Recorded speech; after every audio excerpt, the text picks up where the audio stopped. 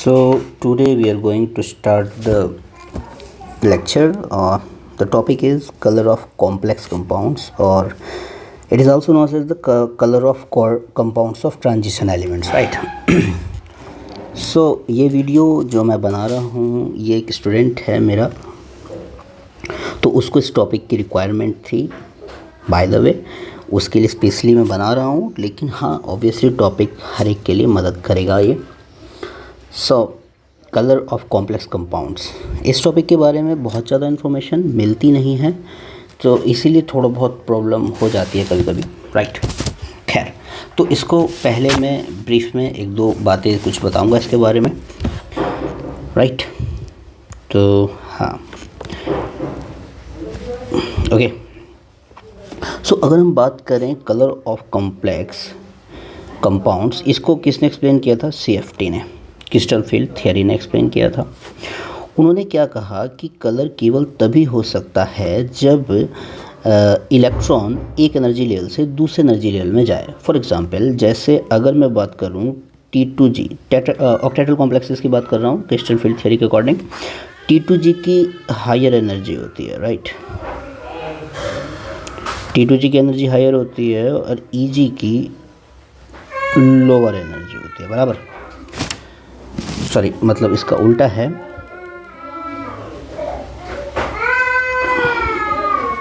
T2G की लो और EG की हायर एनर्जी होती है।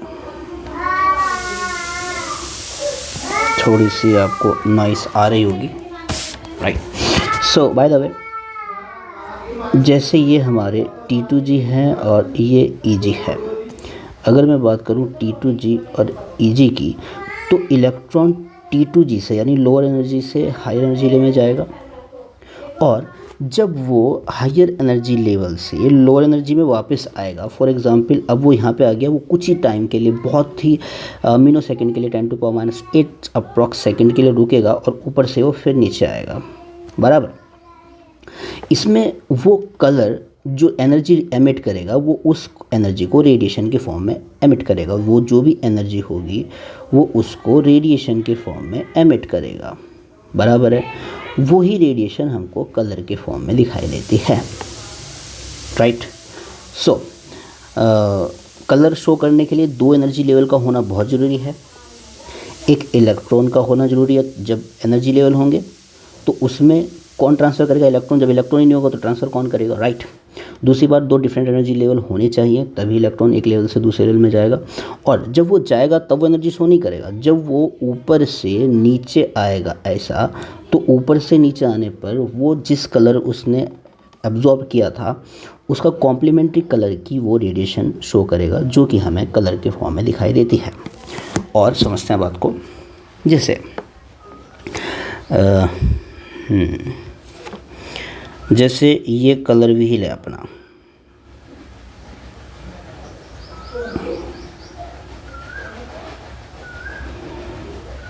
जैसे VBGYOR विबग्योर। यहाँ पे मैंने आई नहीं लिखा इंडिगो, क्योंकि वो इंडिगो और वायलेट इतने ज़्यादा इंटरमिक्स होते हैं तो पता नहीं चलता कहाँ पे इंडिगो है कहाँ पे वायलेट है, तो इसलिए हम केवल वायलेट लिख देते हैं, राइट। 7 कलर होते हैं ना, तो मैंने 6 इसलिए लिखे हैं क्योंकि इंडिगो और वायलेट बहुत ज़्यादा इंटरमिक्स होता है, उनका पता नहीं चलता कहाँ पे वायलेट ख़त्म हुआ कहाँ पे इंडिगो शुरू हुआ, राइट। तो अब जैसे मैं बात करूँ वायलेट की, जो सबसे ऊपर लिखा है वायलेट, तो आप देखेंगे जो वायलेट के बिल्कुल क्रॉस में है, वायलेट के बिल्कुल क्रॉस में कौन है? येलो। तो वायलेट का जो होगा कॉम्प्लीमेंट्री कलर येलो होगा।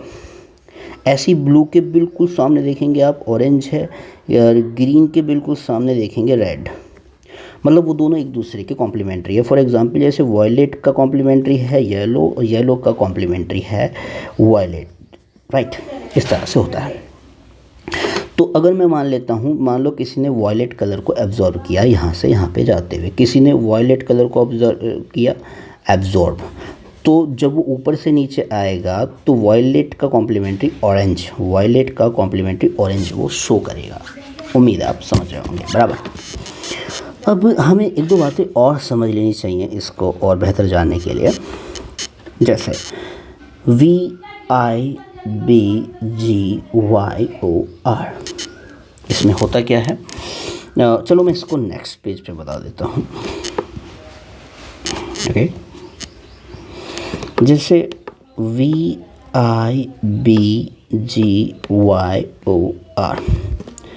ये जो लैम्डा है यानी वेवलेंथ है, इसकी होती है लगभग 400 नैनोमीटर के अप्रॉक्स, इसकी होती है लगभग 800 नैनोमीटर के अप्रॉक्स। ये लैम्डा का बढ़ता हुआ ऑर्डर होता है, बराबर। अब हम जानते हैं कि जो एनर्जी होती है वो लैम्डा के इन्वर्स प्रोपोर्शनल होती है एनर्जी, E4 एनर्जी। ओके, मतलब अगर मैं वो कह रहा हूँ कि वॉयलेट जो कलर है उसका लैम्डा सबसे कम है, दैट इज़ 400, तो इसकी एनर्जी सबसे ज़्यादा होगी।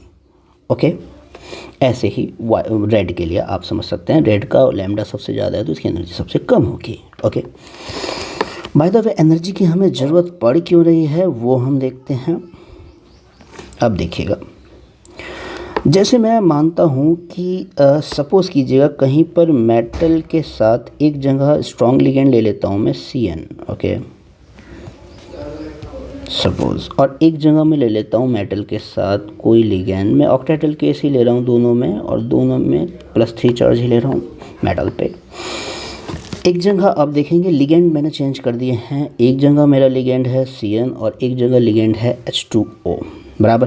तो जो लिगेंड मैंने चेंज कर दिए हैं उनसे क्या फ़र्क पड़ेगा आप जानते हैं, according to CFT, according to spectrochemical series, जो CN है, अगर मैं स्ट्रेंथ की बात करूं,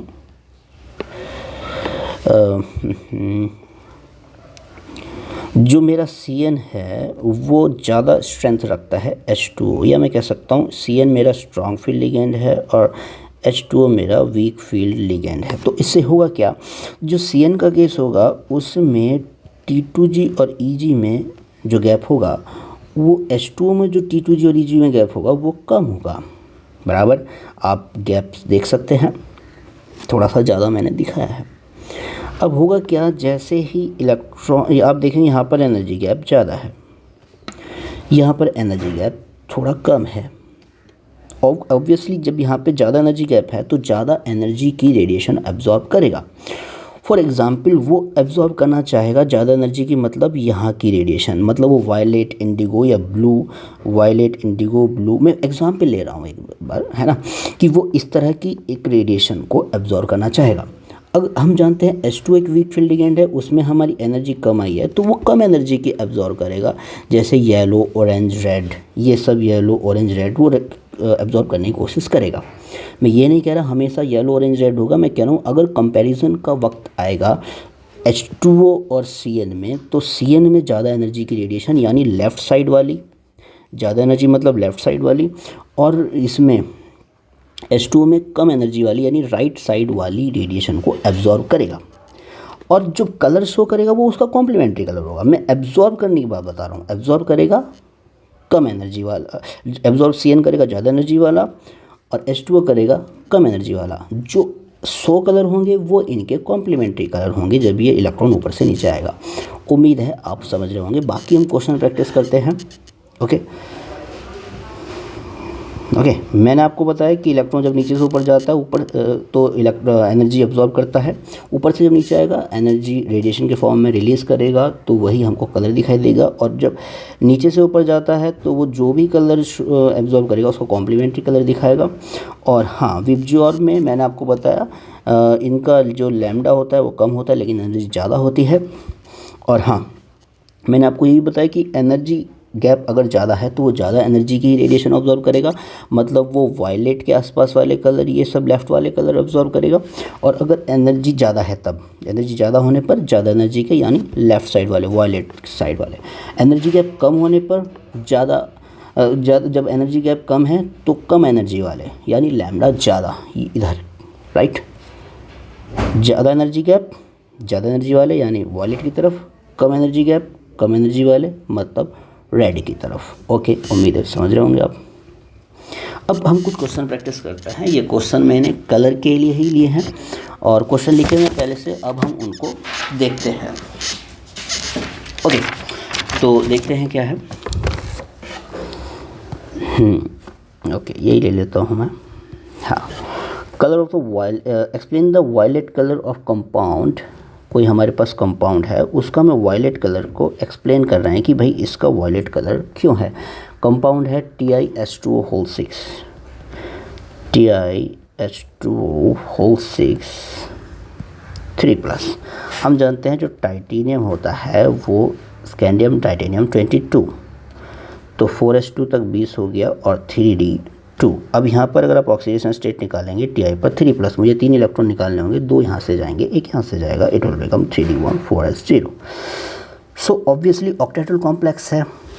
वो ये पूछ रहा है कि इसका वायलेट कलर ऑब्वियसली बस क्यों आता है, वो उसने इतना पूछा है। ये एक सब्जेक्टिव क्वेश्चन है।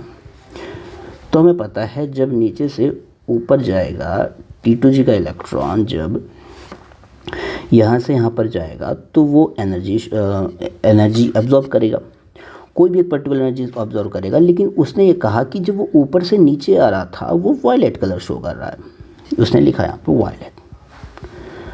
तो पूछ रहा है कि ऐसा क्यों होता है। अब हम जानते हैं, ये मैंने आपको बताया है कलर व्हील,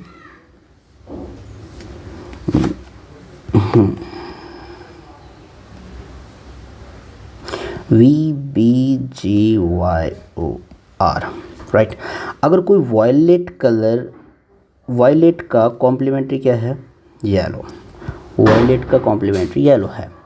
तो ऑब्वियसली अगर कोई वायलेट कलर शो कर रहा है तो उसका कॉम्प्लीमेंट्री उसने ऑब्जर्व किया होगा, यानी येलो।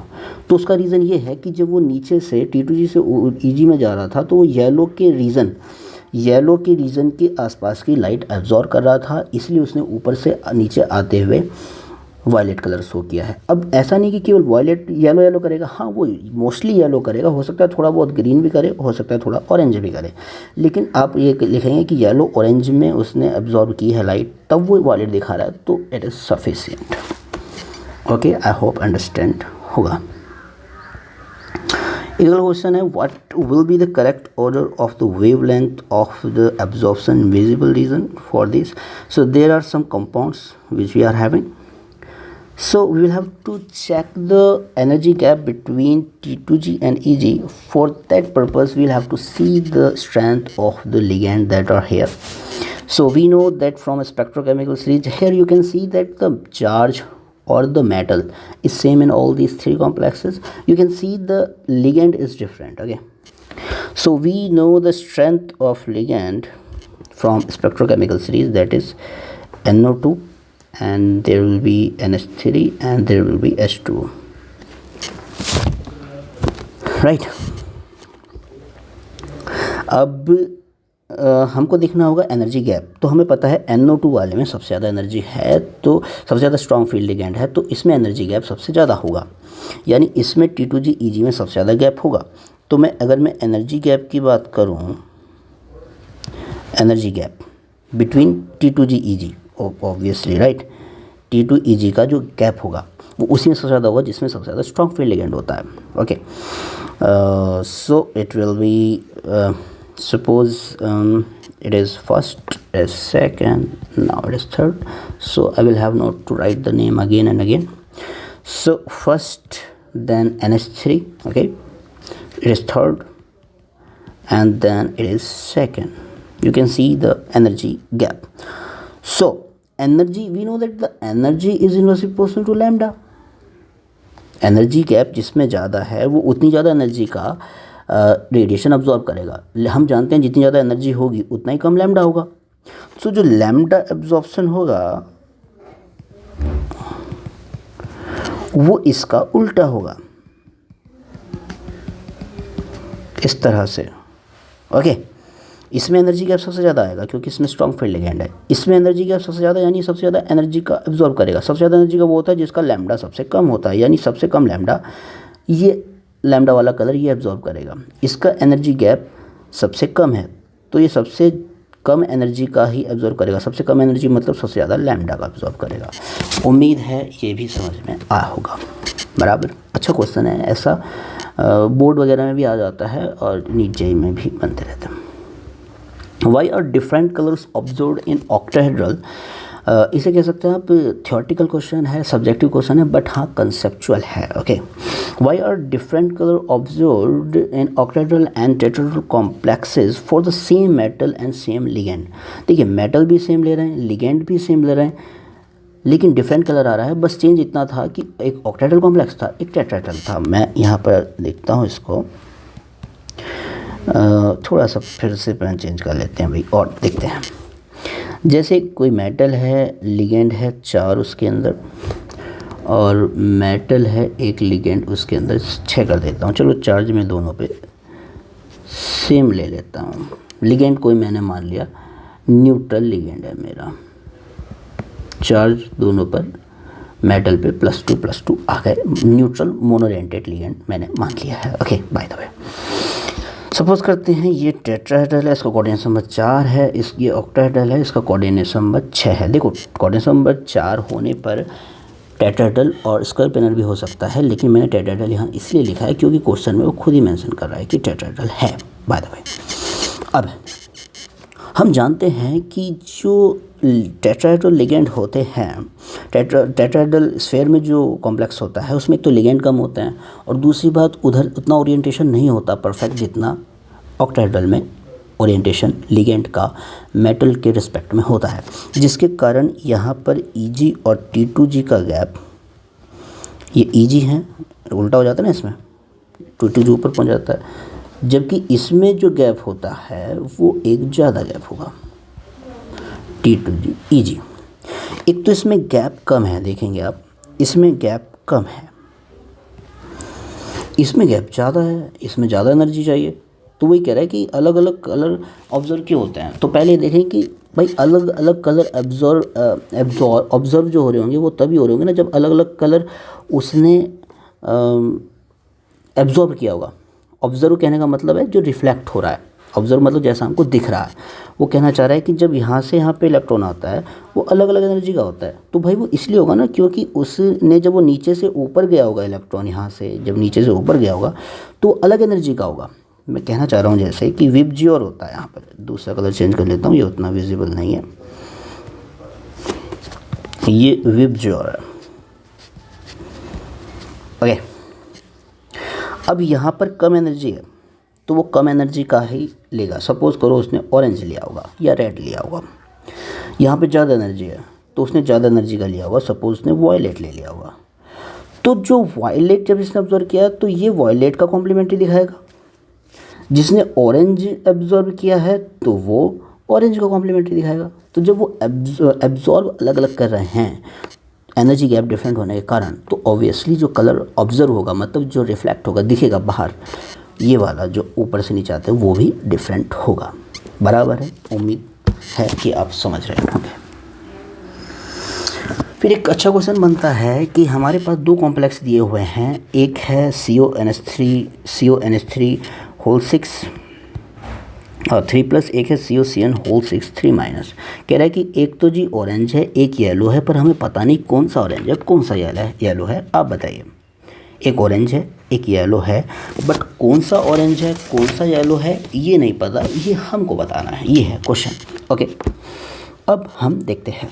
पहले मैं बना देता हूँ भाई, ये है हमें जो रिफ्लेक्ट हो रहे हैं कलर, मैं देखता हूँ यहाँ पर विबजियोर से, ये तो हमें दिख रहे हैं कि जो रिफ्लेक्ट हो रहे हैं। मैं देखना चाहता हूँ कि भाई ये तो रिफ्लेक्ट हो रहे हैं, एब्जॉर्ब क्या किया होगा इन्होंने, जो कि ऐसे कलर दिखाई दे रहे हैं। आप देखेंगे ऑरेंज अगर दिखाई दे रहा है, अगर हमको ऑरेंज दिखता है, अगर ऑरेंज दिखता है तो उसने ब्लू को एब्जॉर्ब किया होगा। ऑरेंज वाले ने ऑरेंज तब दिखा होगा जब किसी ने ब्लू एब्जॉर्ब किया होगा, यानी ब्लू, एक ने तो ब्लू एब्जॉर्ब किया है। येलो तब दिख सकता है जब किसी ने वायलेट को एब्जॉर्ब किया होगा, यानी एक ने ब्लू एब्जॉर्ब किया है, जिसने ब्लू एब्जॉर्ब किया होगा वो ऑरेंज दिखा रहा होगा, जिसने ब्लू एब्जॉर्ब किया होगा वो ऑरेंज, और जिसने भी वायलेट को एब्जॉर्ब किया होगा वो दिखा रहा होगा येलो। उम्मीद है इतनी बात आपको क्लियर हो गई। तो अब हम नया क्वेश्चन हमारा ये है कि किसने ब्लू एब्जॉर्ब किया और किसने वायलेट एब्जॉर्ब किया। उम्मीद है समझ रहे होंगे। अब मैं इतना भी जानता हूँ यहाँ से विबज्योर से कि इसका लैम्डा सबसे कम है, इसका लैम्डा सबसे ज़्यादा है। ओके, ये लैम्डा का ऑर्डर है। अब आप देखेंगे ब्लू, एक तो ब्लू है और एक क्या है, वायलेट। ओके, अब आप जानते हैं कि जो लैम्डा की वेथ है वो वायलेट का कम है, ब्लू का ज़्यादा है। ओके, लैम्डा यानी वेवलेंथ वो वायलेट का कम है, ब्लू का ज़्यादा है। लेकिन मैं अगर एनर्जी की बात करूं तो वो ब्लू वाली रेडिएशन की ज़्यादा होगी, वायलेट की कम होगी, क्योंकि लैम्डा और एनर्जी एक दूसरे के इन्वर्सली प्रोपोर्शनल होते हैं, बराबर। अब आप देखेंगे कि मेरे पास एक कॉम्प्लेक्स है CONH3 होल 6 3+, एक है COCN होल 6 3-, इसमें स्ट्रॉन्ग फील्ड लिगेंड है CN। अगर आप स्पेक्ट्रोकेमिकल सीरीज देखेंगे तो CN ज़्यादा स्ट्रॉन्ग फील्ड लिगेंड है एज़ कम्पेयर टू NH3। तो जो एनर्जी गैप होगा वो इसमें ज़्यादा होगा, CN वाले में ज़्यादा एनर्जी गैप होगा, है ना। CN वाले में ज़्यादा एनर्जी गैप होगा क्योंकि इसमें ज़्यादा स्ट्रॉन्ग फील्ड लिगेंड है, तो वो ज़्यादा एनर्जी की रेडिएशन ऑब्जर्व करेगा। ज़्यादा एनर्जी की रेडिएशन कौन सी है, वायलेट, राइट। और वायलेट से कौन सा कलर आ रहा है, येलो। ओके, वायलेट से कौन सा कलर आता है, येलो। तो ज़्यादा एनर्जी का है गैप किस में है, CN वाले में, CN वाला ये है। और वो ज़्यादा एनर्जी की रेडिएशन कौन सी है, वायलेट जिसने भी एब्जॉर्ब किया होगा वो कलर दिखाएगा येलो, यानी इससे हमें पता चलता है CN वाला येलो है। ओके, CN वाला येलो है, इससे हमें ये पता चलता है। और ऑब्वियसली जो दूसरा बचा वो ऑरेंज ही रहा होगा, वो आप देख सकते हैं। ये कम एनर्जी का तो ये कम रेडिएशन की ऑब्जर्व करेगा, ब्लू कम एनर्जी की ब्लू रेडिएशन करी एब्जॉर्ब, तो ऑरेंज भी ऑरेंज शो होगा। उम्मीद है आप समझ रहे होंगे। किसी को अगर नहीं समझ में आ रही हो तो प्लीज़ आप दोबारा से देख लीजिएगा वीडियो पीछे करके। हाँ जी, तो ये था कलर के बारे में मैंने आपको बताया। वास्तव में अभी बात हमारी जो कलर की है वो अधूरी है कि इतनी तो पूरी होती है, नहीं ऐसा नहीं है, पूरी बात नहीं है। पूरी बात ऐसे होती है कि जब भी कलर आता है कोऑर्डिनेशन कंपाउंड्स में, कोऑर्डिनेशन कंपाउंड की बात कर रहा हूँ, ऑब्वियसली टॉपिक ही वही है, तो वो दो तरह से आता है। एक तो DD ट्रांजिशन, एक दूसरी वजह होती है उसकी DD ट्रांजिशन के अलावा चार्ज ट्रांसफ़र।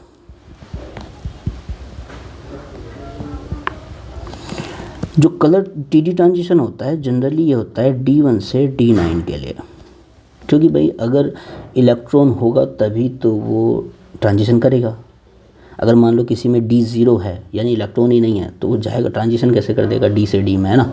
D से D मतलब T2G से EG में, उम्मीद है आप समझ रहे होंगे। D से D मतलब एक D T2G है, एक D EG है, ये सारे समझ रहे हैं आप। जैसे फॉर एग्जांपल मैं कहूँ भाई ये D से D तो ही हुआ एक तरह से, ये T2G है, ये EG है, ये सारे D तो ही हैं, तो DD ट्रांजिशन बोलते हैं कि एक T2G से EG में ये भी D थे, ये भी D थे, तो DD ट्रांजिशन बोलते हैं इसको। उम्मीद है आप समझ रहे होंगे। ओके, अब जैसे मान लो किसी में D0 है तो वहाँ पर DD ट्रांजिशन नहीं होगा, किसी में अगर D10 होता है तो वहाँ पे भी DD ट्रांजिशन नहीं होता है कि सर यहाँ पे तो 10 के 10 इलेक्ट्रॉन है, वहाँ पे क्यों नहीं है D10 में, क्योंकि भाई अब तुम कहीं जा रहे हो तो जहाँ भी जा रहे हो वहाँ पे तुम्हारे लिए जगह भी तो होनी चाहिए ना। मान लो एक इलेक्ट्रॉन यहाँ से ऊपर चला जाए तो वो जाएगा किधर, क्योंकि 4 इलेक्ट्रॉन ऊपर 2 ऑर्बिटल में है, किसी ऑर्बिटल में तीसरा आ नहीं सकता, तो खाली जगह भी नहीं है यहाँ पर। तो D10 में भी DD ट्रांजिशन नहीं होता, क्यों, क्योंकि इलेक्ट्रॉन तो चला जाएगा, इलेक्ट्रॉन के जाने के लिए खाली जगह नहीं है, तो वो जाएगा ही कैसे, तो यानी DD ट्रांजिशन नहीं होगा, बराबर है। तो D0 D10 में DD ट्रांजिशन नहीं होता है, D1 से D9 में जनरली हो जाता है। बाकी अब मैं आता हूँ चार्ज ट्रांसफ़र। ऐसे बहुत सारे एग्जाम्पल हैं जहाँ पर D0 है, अगर आप Mn देखेंगे तो Mn पे यहाँ पर +7 चार्ज है यानी 3D0 बनता है। ऐसे आप देखेंगे K2Cr2O7, यहाँ पर Cr पे +6 है यानी 3D0 बनता है। यहाँ पर भी लेकिन हम देखते हैं कि इनके कलर बहुत ज़्यादा कलरफुल होते हैं। KMnO4 तो बहुत ज़्यादा कलरफुल होता है। तो जब इनमें डी में इलेक्ट्रॉन ही नहीं है तो डी ट्रांजिशन नहीं हो रहा, तो इनमें कलर कहाँ से आ रहा है? तो ऑब्वियसली इनमें कलर का कारण है चार्ज ट्रांसफ़र। ओके, तो अब अपना टॉपिक बनता है जी चार्ज ट्रांसफ़र। अब मैं चार्ज ट्रांसफ़र को स्टार्ट करने जा रहा हूँ। चार्ज ट्रांसफ़र होता है जी, आप देखेंगे दो तरह का, एक तो LMCT, एक होता है MLCT। ये क्या होता है? ये होता है ligand to metal charge transfer. ये होता है मेटल टू लिगेंड ट्रांसफर। ये भी होता है पर बहुत रेयर। ओके, अब इसको एक्सप्लेन करने के लिए हमें कुछ एग्जाम्पल देखने होंगे। इसमें क्या है, इलेक्ट्रॉन जाएगा लिगेंड से मेटल। देखो इलेक्ट्रॉन का ट्रांसफर जरूर होगा, बट यहाँ पे होगा लिगेंड से मेटल। मेटल के अंदर नहीं हो रहा, क्योंकि मेटल से मेटल होने के लिए डी में है ही नहीं कुछ, राइट। यहाँ पे इलेक्ट्रॉन ट्रांसफ़र होगा लिगेंड से मेटल, यहाँ पे होगा मेटल से लिगेंड, लेकिन ट्रांसफ़र होगा चार्ज का या इलेक्ट्रॉन्स का। आप देखेंगे एग्जाम्पल से बेहतर समझेंगे। फॉर एग्ज़ाम्पल जैसे मैं बात करूं कि MnO4, अगर आप यहाँ पर Mn पे चार्ज निकाल के देखें तो वो 7+ बनेगा, जिसके कारण उसकी इलेक्ट्रॉनिक कॉन्फ़िगरेशन 3d0 4s0 हो जाएगी। यहाँ पर O पर जो है वो ऑक्सीजन पे 2- है। देखो ऑक्सीजन वैसे 2p4 होता है, लेकिन 2- की वजह से 2p6 हो जाएगा। देखो इसके जो यहाँ पे एक तरह से आप इतना तो जानते हैं कि Mn यहाँ पर मेटल है, 3d सीरीज़ का है, ये मेटल है। अब क्या होगा, इलेक्ट्रॉन जो होगा, इलेक्ट्रॉन या चार्ज ट्रांसफ़र करेगा, है ना। एक चार्ज ट्रांसफ़र लिखने से एक श्योरिटी ये रहती है कि आप देखो, अगर मैं इलेक्ट्रॉन ट्रांसफ़र कह रहा हूँ तो मैं कहना चाह रहा हूँ कि हाँ इलेक्ट्रॉन जा रहा है, एक जा रहा है, दो जा रहे हैं, हमें नहीं पता कितने जा रहे हैं, हमें इतना पता है कि चार्ज जा रहा है। अब वो एक इलेक्ट्रॉन हो सकता है या इलेक्ट्रॉन की डेंसिटी हो सकती है, कोई फिक्स नंबर नहीं हो सकता। तो वहाँ पे हम चार्ज ट्रांसफ़र एक सेफ साइड अपने कहने में इस्तेमाल करते हैं, राइट। तो यहाँ पर जैसे चार्ज ट्रांसफ़र है, अब आप खुद ही सोचिएगा, ये मेरा लिगेंड है, ये लिगेंड है ऑब्वियसली, और ये है मेटल Mn, ये मेटल है। अब आप खुद ही सोचो कि क्या मेटल से इस लिगेंड में इलेक्ट्रॉन जा सकते हैं? कैसे जा सकते हैं जब उसके पास है ही नहीं, 0 इलेक्ट्रॉन है उसके पास। हाँ, लिगेंड से मेटल में जा सकता है। तो ये है लिगेंड से मेटल का चार्ज ट्रांसफ़र, ये है LMCT, ligand to metal charge transfer. यहाँ पे चार्ज ट्रांसफ़र कहाँ से कहाँ पे हो रहा है? 2p6 of O2 - 2 3d0 of Mn7+। यहाँ पे ये चार्ज ट्रांसफ़र हो रहा है लिगेंड से मेटल के अंदर। उम्मीद है आप इसको समझ पा रहे होंगे। ऐसे ही मैं कह सकता हूँ K2Cr2O7 के अंदर O2- से लेके 3d0 of Cr6+ के अंदर होता है, K2Cr2O7 के अंदर। उम्मीद है क्लियर होगी बात। अब कुछ और बातें हैं जो हमको देखनी है। वैसे लगभग इतनी ही बातों से आपका काम बहुत अच्छा चल जाएगा। क्वेश्चन आप लगभग सारे कर ही लेंगे। मैंने हर टाइप का एक क्वेश्चन ले लिया है लगभग। कुछ एक दो बातें हमको देखनी होंगी, जैसे कि जो ये चार्ज ट्रांसफ़र होता है CT मतलब चार्ज ट्रांसफ़र, मैं लिख देता हूँ यहाँ पे। इससे जनरली डार्क कलर आते हैं, डार्क मतलब गाढ़े कलर आते हैं। जैसे KMnO4 वो पिंक या रेड सा होता है, लेकिन ज़्यादा गाढ़ा होने की वजह से ऐसा लगता है जैसे वो काला हो। मतलब इतना ज़्यादा डार्क है वो, ऐसा लगता है दूर से देखने में कि काला है। उसका थोड़ा सा पिंच ऑफ अमाउंट ही बड़े बड़े सॉल्यूशन को पिंक या रेडिश कलर में बदल देता है। ओके, अब अगर किसी में चार्ज ट्रांसफ़र नहीं है तो D0 और D10 वाले जनरली कलरलेस होंगे। कि सर आप तो कह रहे हो D0 वाला KMnO4 कलरफुल है और बहुत ज़्यादा है। हाँ, वो उसकी वजह से है चार्ज ट्रांसफ़र। मैं यहाँ पे लिख रहा हूँ इफ़ नो चार्ज ट्रांसफ़र। अगर कहीं पे चार्ज ट्रांसफ़र नहीं है, उस कंडीशन में D0 और D10 वाले जनरली कलरलेस होंगे, इसलिए मैंने जनरली लिखा है, हमेशा नहीं होंगे। अगर डी सी चार्ज ट्रांसफ़र ना हो तब होंगे कलरलेस। ओके, फिर D5 वाले थोड़े से ना हल्का रंग शो करते हैं, उसको बोलते हैं पेल कलर, पेल येलो, पेल टाइप ना हल्का कलर शो करते हैं। क्यों कलर शो करते हैं जी? देखो D5 जो है ना अपने आप में एक स्टेबल कॉन्फ़िगरेशन है। भाई आप खुद ही सोचिएगा, T2G में 3 के 3 इलेक्ट्रॉन होंगे, वो सिमेट्रिकली फिल्ड है, सिमेट्री आ गई है यहाँ पे ना। जैसे आप देखेंगे किसी के अंदर 1 2 3 4 5, ये सिमेट्री है यहाँ पर, D5 में स्टेबल है वो। अगर T2G में तीनों में 1-1, EG में दोनों में 1-1 सिमेट्री है, राइट। मुझे उम्मीद है आप सिमेट्री ऑफ इलेक्ट्रॉनिक कॉन्फ़िगरेशन को समझते हैं। NCERT में भी एक रेड पेज पे दिया हुआ है कि एक्सचेंज एनर्जी जहाँ पे दिया है वहीं पे सिमेट्रिकल डिस्ट्रीब्यूशन ऑफ इलेक्ट्रॉन दिया है। तो जहाँ पे सिमेट्री होती है वहाँ पे चीज़ें स्टेबल होती हैं। तो ये खुद नहीं चाहता जनरली अपना एक इलेक्ट्रॉन T2G से EG में जाए, वरना ये पता है कैसा हो जाएगा, ऐसा हो जाएगा, इसकी सिमेट्री लूज़ हो जाएगी। ये क्यों अपनी सिमेट्री खोना चाहेगा? तो जब ये स्टेबल कॉन्फ़िगरेशन है तो ये इलेक्ट्रॉन जो ट्रांसफ़र है यहाँ पर ईज़िली नहीं होता, नॉट टेक प्लेस ईज़िली। उम्मीद है ये भी बात समझ में आई होगी। फिर मैं चलो एक क्वेश्चन और देख लेता हूँ। वैसे आपको पता होगा ये 10th क्लास में भी क्वेश्चन है, लेकिन हाँ वहाँ पे एक्सप्लेनेशन ऐसा नहीं है क्योंकि क्रिस्टल फील्ड थ्योरी तो आप 12th में पढ़ते हो। क्वेश्चन ये है कि जो Cu2+ होता है या कॉपर सल्फेट, CuSO4 कह सकते हो, अगर ये एनहाइड्रस है तो ये कलरलेस होता है, बराबर। जबकि Cu+ या CuSO4 अगर एक्वस है तो ये ब्लू कलर का होता है। रीज़न क्या है इसका? ये क्वेश्चन है, राइट। ब्लू विट्रियोल ये सब वगैरह, खैर ये क्वेश्चन है। ओके, इसका सॉल्यूशन क्या होगा? इसका सॉल्यूशन ये है कि देखिए अगर मेरा Cu2+ एनहाइड्रस है तो वहाँ पर एनहाइड्रस है मतलब कोई भी पानी का मॉलिक्यूल नहीं है। जब पानी का मॉलिक्यूल नहीं है, वास्तव में पानी का मॉलिक्यूल होता वो लिगेंड की तरह काम करता। लिगेंड होते तो वहाँ पर क्रिस्टल फील्ड थ्योरी के अकॉर्डिंग स्प्लिटिंग होती d ऑर्बिटल्स में, T2G और EG में। स्प्लिटिंग होती तो इलेक्ट्रॉन भी ट्रांसफ़र करता, इलेक्ट्रॉन ट्रांसफ़र करता तो ऊपर से नीचे आते हुए कलर भी शो करता। जब यहाँ पर लिगेंड ही नहीं है तो d ऑर्बिटल्स की T2G और EG में स्प्लिटिंग ही नहीं हुई। स्प्लिटिंग नहीं हुई तो कलर एब्जॉर्ब भी नहीं हुआ और ना ही रिफ्लेक्ट हुआ। सो यहाँ पर नो क्रिस्टल फील्ड स्प्लिटिंग, तो नो कलर।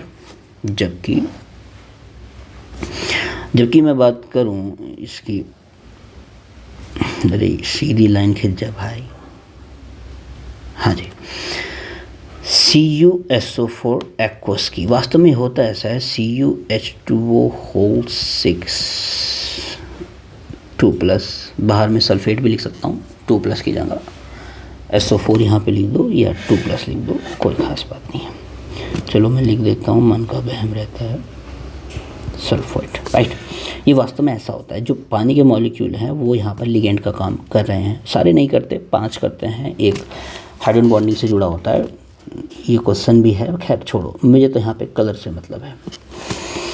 अब यहाँ पर अगर आप देखेंगे तो लिगेंड आ गए। जब लिगेंड आ गए तो क्रिस्टल फील्ड थ्योरी के अकॉर्डिंग जैसे ये पास आएंगे तो d ऑर्बिटल्स में स्प्लिटिंग आ जाएगी। यहाँ पर कोई स्प्लिटिंग नहीं हो रही थी, यहाँ पे पाँचों की एनर्जी सेम थी, यहाँ पर स्प्लिटिंग हो जाती है।